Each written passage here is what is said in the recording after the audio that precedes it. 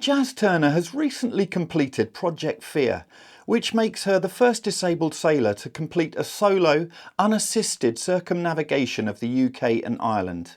Jazz suffers from Ehlers-Danlos syndrome, which is a progressive genetic disorder, which means she's a permanent wheelchair user and also has various problems with internal organs, including her digestive system.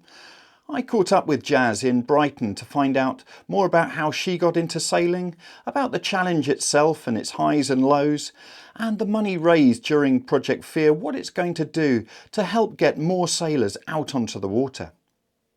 Now, Jazz, how did you first get into sailing? I fell into sailing by pure accident. I was 13, I was on holiday with my best friend, and it was typical British Cornish summer weather. So freezing cold, blowing a gale, pouring with rain. So she didn't want to go. She had a learn to sail voucher for her birthday. She didn't want to get wet, so I went instead. And basically, from that first moment of being shoved in a little Pico, towed out of the little Cornish harbour, and then sent out to sea with what I now know is the most reefed sail you could ever have. But I just fell in love and haven't stopped since, essentially. Your sailing has taken many forms over the years. You've been out in the Hansa, we've seen you with Phoebe, your golden retriever, Yeah. and also out in the RS Venture. The competitive side of the sport's clearly been very important to you. Yeah, I've always loved competing, I've always loved that drive, but it was always about being better than myself, if that made sense. I've always been my own worst enemy in terms of competition.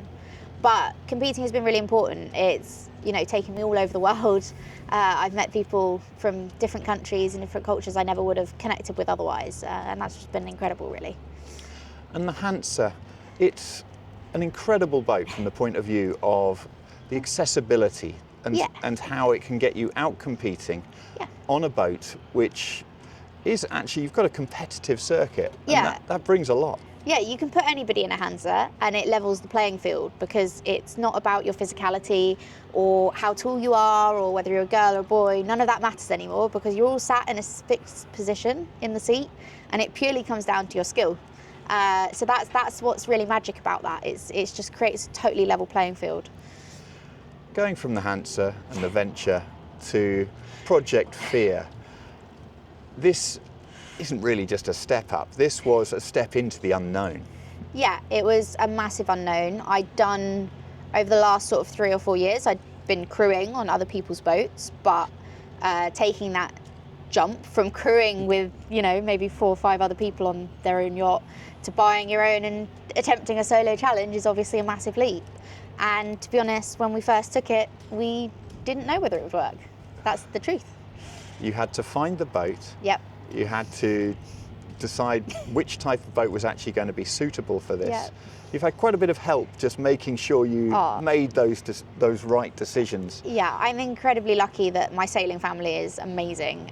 But my foster dad, he's an electrical engineer, and my uncle, he's a yacht surveyor. So when I launched this at them, they kind of realised they had to get on board because it would happen whatever. So they came up with some stipulations. So it had to have an encapsulated keel, had to have a keel-hung rudder, and, for example, things like we had to replace the rigging and things like that.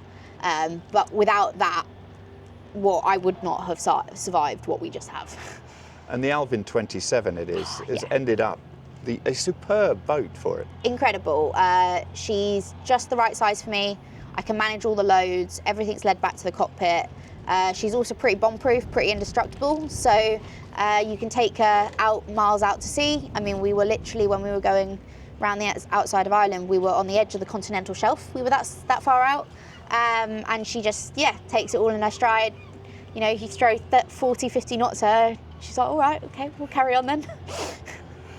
The industry has actually stepped up supporting your challenge. Yeah, this challenge could not have been done on the budget I had. I had a £6,000 budget left over from my student loan because I was at uni during COVID, so I had no rent for 2 years.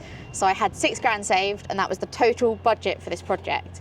So I bought the boat with that budget, and I did the basic adaptations needed. But if the likes of, Ray Marine, Henry Lloyd, Alan, Marlowe, Marlec Engineering, if all those guys hadn't come on board, it would have been impossible because I just wouldn't financially have been able to afford it. And there have been individuals from the industry as well who've tried to make sure that things are being done right that would make it easier for your journey. Yeah, I think what has been the best thing about it is not that these people just backed me, but that they all took the time. So for example, Ben from Allen and Ian Walker from North Sails, they took the time to look at how I function with the boat and what kit they could put in place to make it manageable. And that was, I think, the key turning point really, because they helped me design things in a way that meant that my disability wasn't the limiting factor. The lead up to this was fast and you had a lot to do in a short amount of time. When you launched and actually got on your way, at what point did you think, what have I done? Yeah, so I have to admit, when the first boats peeled away and it was just us out there was this first moment of just peace. Like, it was like, oh, we're finally doing it.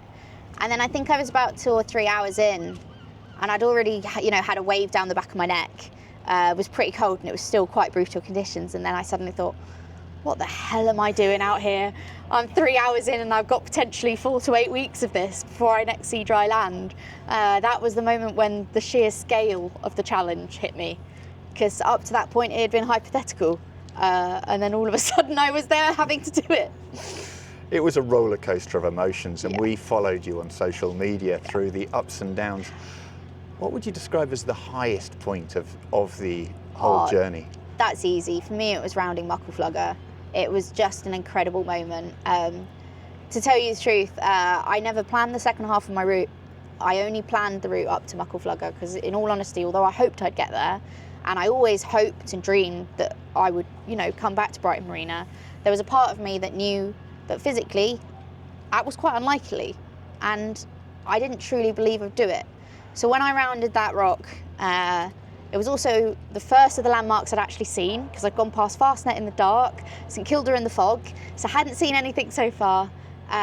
It was this incredible high of just for a moment taking pause and opening my eyes and realising I was doing it. And that somehow, although we were a long way from the finish line at that point, I kind of knew that me and Fear, we would find a way to finish.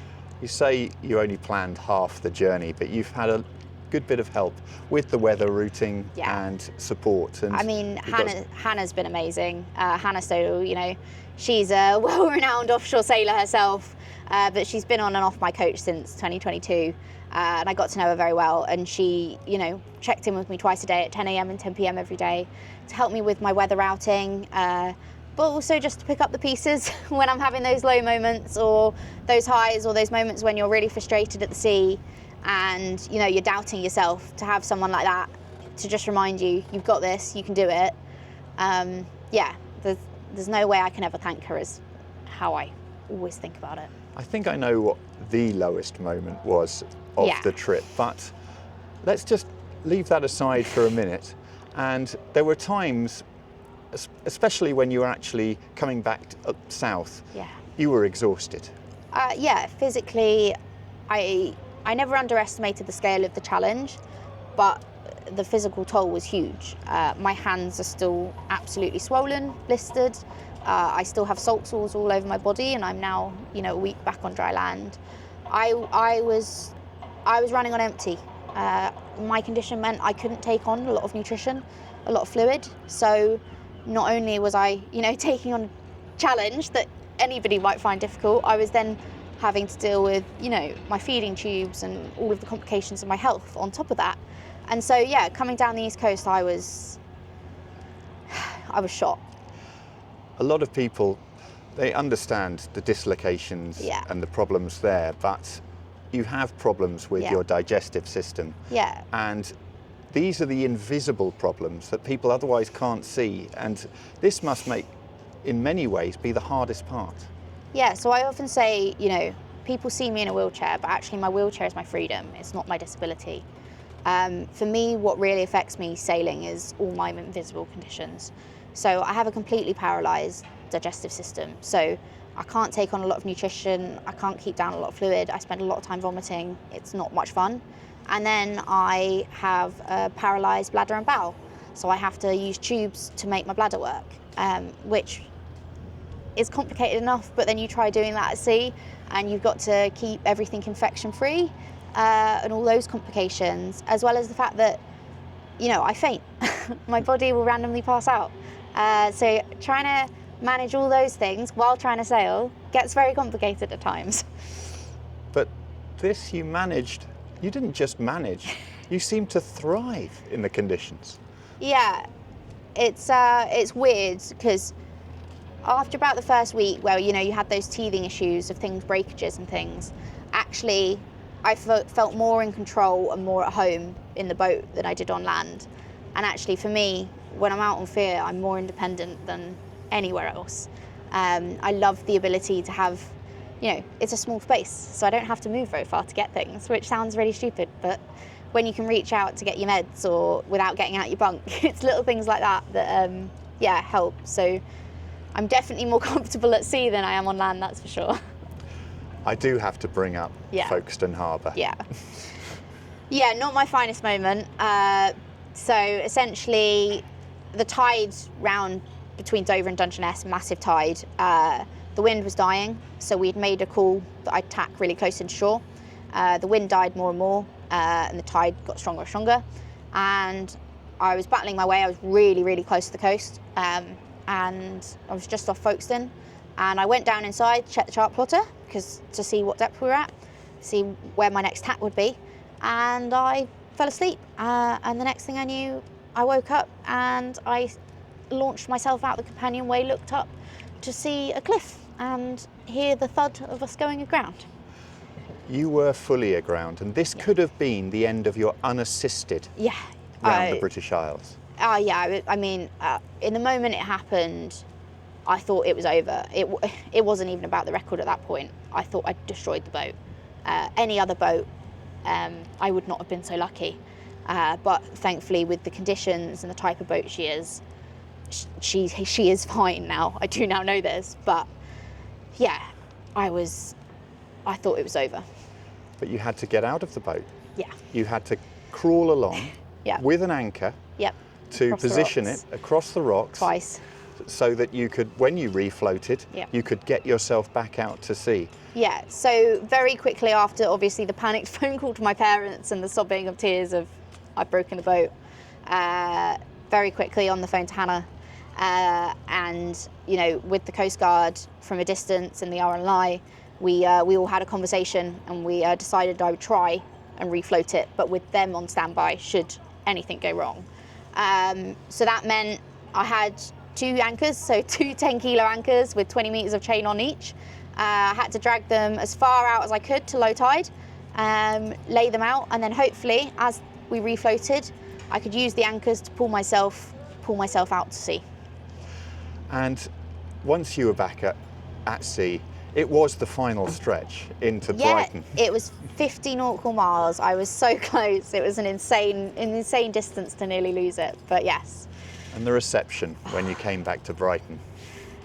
I always expected, you know, my family and friends to be there. That, you know, you expect that. But up to that point, for me, you know, although I'd had satellite communication, I'd only been able to use it for maybe an hour a day because it was just too expensive. So I'd upload my videos and I'd check in with people, but that was all I really managed to do. And it was actually just off here, just outside the harbour wall, and suddenly there was all these people.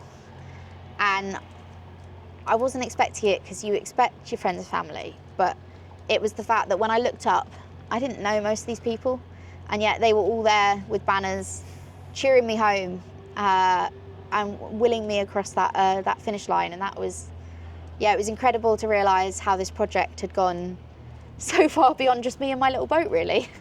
And the whole aim of Project Fear was to give people the opportunities that sailing has given you. And you were raising money for Newhaven Seaford Sailing Club so that they could have Hansers, and you could put adaptive boats on the water so that other people could go sailing.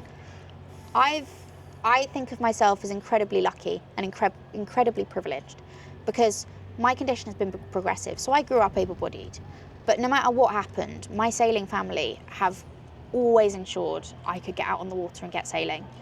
And so I've always been very determined that I wanted to share that with others, especially as my disability became more severe and I became more trapped in a way.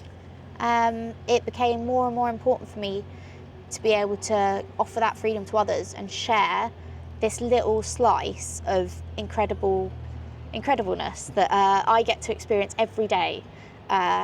Just be able to give that to other people just was what this was all about. And your initial goal was for a couple of Hansers and the adaptive kits so that people with different disabilities could go sailing. You've smashed that target. It's gone insane. I mean, we've raised over 53,000 to date. I originally picked 30,000 as a target, and that was just a random number that would allow us to get 2 boats. And we've exceeded that, and we actually have 3 boats coming. We have a trailer so we can take people to events. I'm going to be able to run free coaching clinics going forward, fully funded by all the fundraising raised, which is incredible. And so we get so many more people out and just get to share it. That's the amazing thing, because we all know what sailing is, but it's being able to share that with others. This is the whole thing. People who haven't been out on the water don't know that feeling. No. And the feeling you must now have, knowing that people will be out sailing because of you, must be amazing. Yeah, I don't think it's really sunk in that that's what happens, but I feel very proud of our little sailability, because we're not very big. We have maybe 6 to 8 boats, but we get as many people out as we can. But being able to see their progress, that's been an honour, and see these, young adults with disabilities, thrive and gain things they didn't even know they were missing. I think that's the magic. And you may be working with the University of Sussex to look at eye-tracking devices. Yeah. Because already looking at joystick kits for the boats. So we've got some servo kit. So we've got the sip and puff. So that's where you can control it with your breathing. We're going to develop a chin tilt switch for one of our participants so she can control using her head. But one thing I'm really passionate about is we have a lot of users who come sailing with us who can't communicate using any of their limbs. They can't control their breath or anything like that. So currently there is no way for them to have any sense of independence in the boat. But they all use eye gaze software. Now, it hasn't been done before, and I'm really hoping one of the universities is going to come on board and use our servo kit and hopefully develop some interface that means potentially in the future we could let them steer using their eyes, which would just be incredible. It seems an ideal project for a dissertation and anyone who's into control systems. Yeah, I mean, my background's in mechanical engineering as well. My dad's an electrical engineer, so I think we're both quite passionate about that as well. But yes, we'd love for someone to come on, take it on as a dissertation project, because the impact it would have is, that feeling of knowing they're sailing because of you is just undescribable. You've rest and recovery at the moment. You talked, you've sort still of got sores, your hands are still swollen. But with your character, there are things in the pipeline already. There are things in the pipeline, yes. Now that I've had the all clear from the structural damage and there's no long-term damage, my current aim is that me and Fia would attempt transatlantic next year. Which would be pretty incredible, and we've got some over the winter, some shorter trips planned, or slightly shorter. I'd like to do some non-stop sailing out to sort of Guernsey and Jersey and out to Norway and back and things like that. So this is definitely only the start of this adventure, really.